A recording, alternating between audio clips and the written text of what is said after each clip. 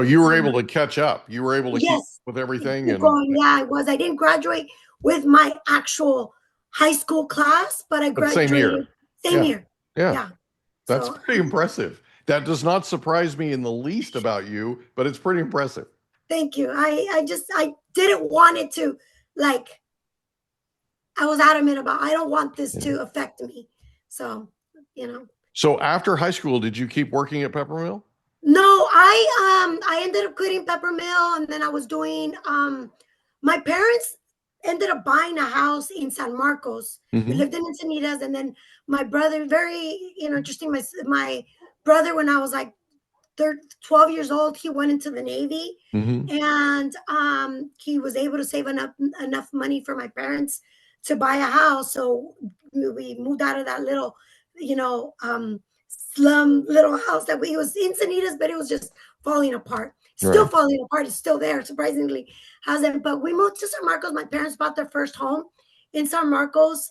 I was their translator, surprisingly, and I moved to San Marcos, and that was the other thing too. I hated it there. I was like, I hate it here. I'm gonna move back to Encinitas. So that's where all my friends were at. And I said, I'm grown up. I can do this.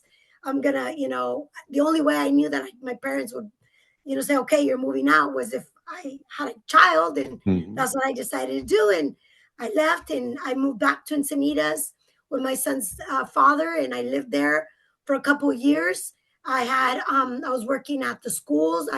My goal was to be a teacher. So Mm-hmm. I finished my high school, and then I started going to Palomar College Mm-hmm. because I wanted to be a teacher. So I started taking a liberal arts, program at Palomar College, and Mm-hmm. was doing that. I was working at the elementary school there as a noon duty, teacher assistant, whatever I could do. I would take my son in a stroller.